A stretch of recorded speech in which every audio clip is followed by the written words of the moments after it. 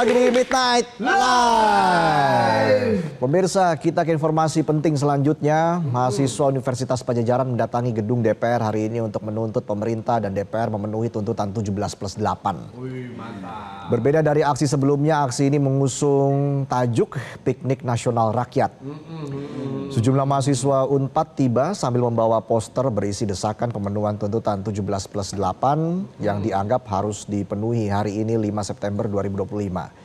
Tuntutan ini merupakan rangkuman berbagai aspirasi publik yang beredar di media sosial sejak gelombang demonstrasi 28 Agustus lalu. Dalam poster berwarna pink dan hijau itu tertera bahwa aksi ini bukan demo konvensional melainkan aksi damai yang disebut Piknik Nasional Rakyat. Mereka ingin menunjukkan bahwa gedung DPR adalah ruang aman bagi rakyat. Sejumlah lapak baca juga digelar dengan mahasiswa membawa buku untuk dibaca bersama. Aksi hari ini sebagai aksi Piknik Nasional Rakyat, kami memahami bahwa yang begini-begini akan jauh lebih mengundang dan lebih bisa beresonansi kuat kepada seluruh masyarakat sipil.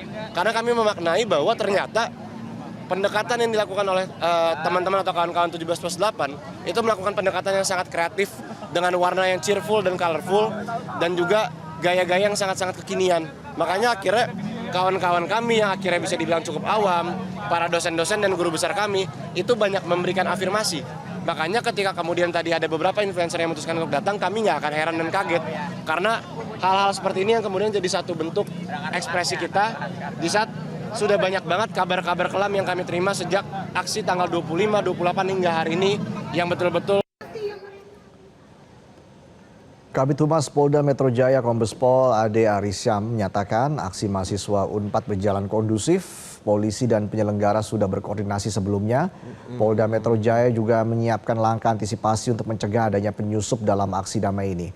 Mahasiswa Universitas Padjadjaran mendatangi gedung DPR hari ini untuk menuntut pemerintah dan DPR memenuhi tuntutan 17+8. Berbeda dari aksi sebelumnya, aksi ini diberi tajuk Piknik Nasional Rakyat. Kami berharap situasi tetap kondusif, kami siap, kami hadir di lapangan. Mohon dengan hormat kepada semua pihak untuk mengikuti arahan dan petunjuk petugas kami di lapangan. Ya, jadi situasi hari ini aman terkendali. Selain aksi Piknik Nasional Rakyat, aksi demonstrasi lanjutan dengan tajuk Selamatkan Indonesia juga digelar Jumat siang tadi.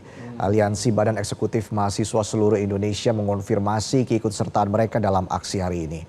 Aksi demo kali ini mengerucut pada 17+8 tuntutan rakyat.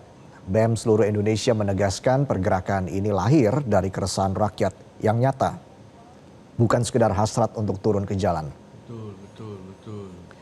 Sementara itu Wakil Ketua DPR RI Sufmi Dasko Ahmad menyampaikan 6 poin keputusan sebagai jawaban atas tuntutan 17+8 tuntutan rakyat. Dasko menyebut hasil ini merupakan kesepakatan dari rapat konsultasi pimpinan DPR bersama seluruh fraksi. Pertama, DPR RI sependapat untuk menghentikan tunjangan perumahan anggota mulai 31 Agustus 2025. Mantap. Kedua, kunjungan kerja ke luar negeri juga di moratorium mulai 1 September 2025.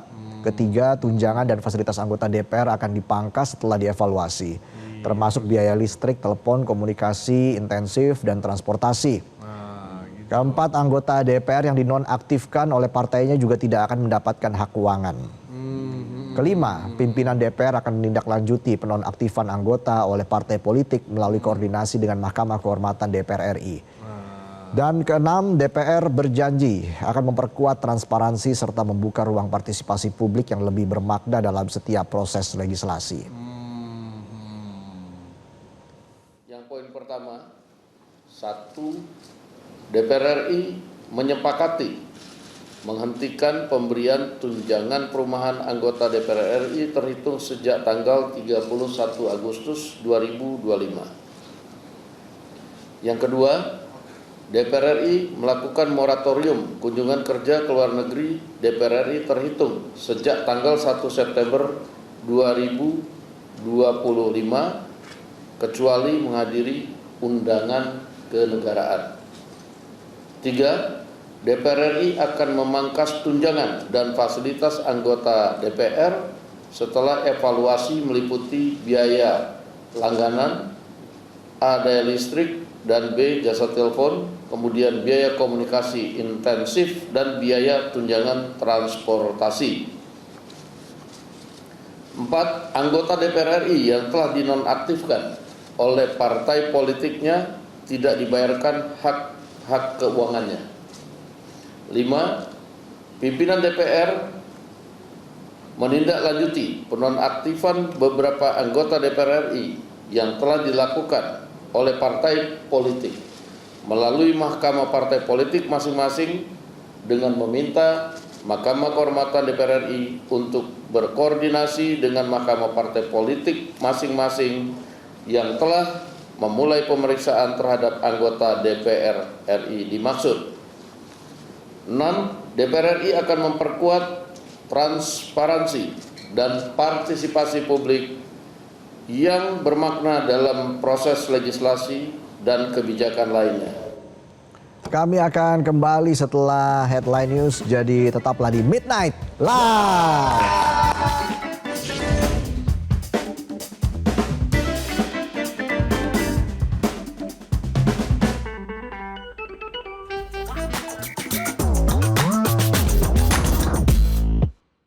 Jelajahi cara baru mendapatkan informasi. Download Metro TV Extend sekarang.